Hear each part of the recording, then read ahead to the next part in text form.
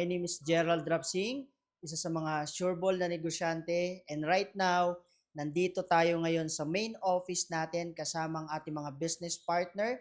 And syempre nakakatuwa lang dahil meron na naman tayong bagong nagtiwala sa company natin ngayong araw na to.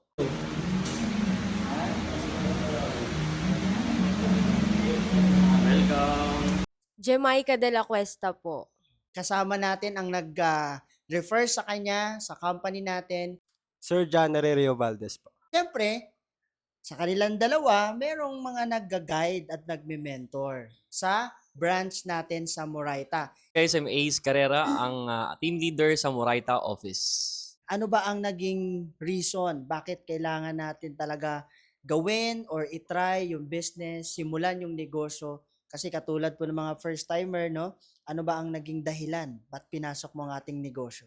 Bilang college student po and full-time mom, gusto ko pong mabigay lahat ng needs ng baby ko at higit sa lahat po kasi mag-aaral na siya this year. Gusto ko po siyang pag-aralin sa maayos na school, sa magandang environment.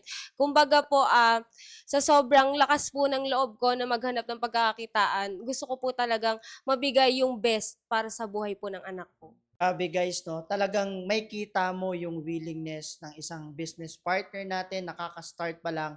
And syempre, nakakatuwa lang kasi merong mga tao na naglapit sa akin kay ma'am na hindi ko rin po kakilala personally. Actually, yung first time ko siya na-meet, nakita ko talaga yung eagerness niya na kumita. And sa situation niya, estudyante siya. At nakaka-amaze kasi full-time mom siya na hindi naman halata sa itsura. Doon ko nakita yung lakas talaga ng loob niya na pasukin yung front row. Although, nung una, medyo naging problem niya talaga yung pang-start. Pero nakakatawa sa kanya kasi hindi naging hindrance or hindi naging hadlang yung pera para pasukin niya yung environment na to. Kaya nakakatuwa lang kasi ngayon, nakita niyo naman, part na siya ng team and nasa Team Sureball na siya. Mga tao na nagtiwala sa atin ngayong month of April, and ang good thing, no?